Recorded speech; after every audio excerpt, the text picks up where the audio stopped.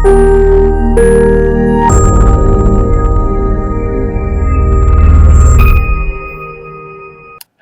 I am Dr. Avinash Chaitanya, Head and Neck Surgical Oncologist. Today I will be talking to you about reconstructive surgery in oral cancer treatments.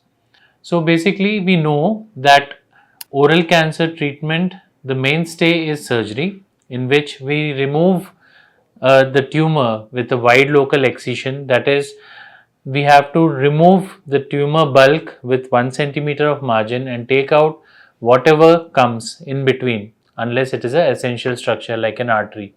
So it can involve removal of a major chunk of the buccal mucosa, a part of the tongue, or the bone, which can be the maxilla or the mandible, and sometimes even the skin is involved, and that we have to remove.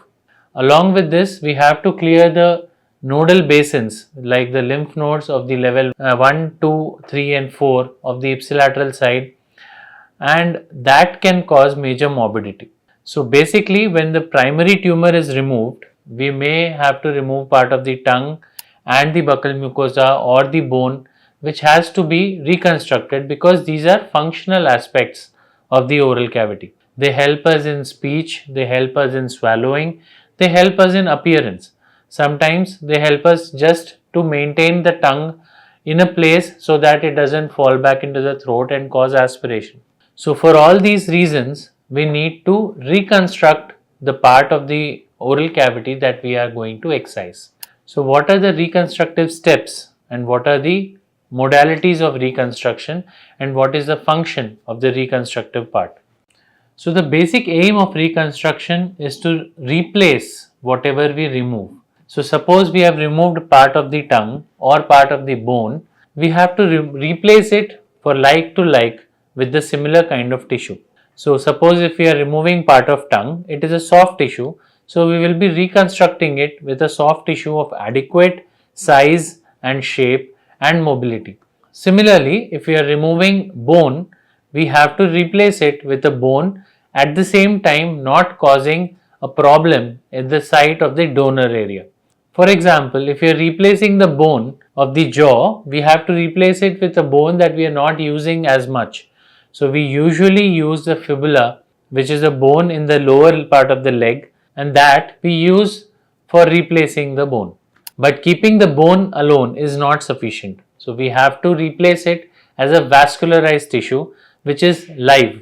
So we take the bone along with the soft tissue, along with the blood supply, and attach it to the blood supply in the neck. So with this, that part of the bone and the flesh is actually having its own blood supply till the time it takes up blood supply from the adjacent tissue and it integrates into the normal bone which is preserved on the oral cavity. So this is called a free fibula, free flap reconstruction.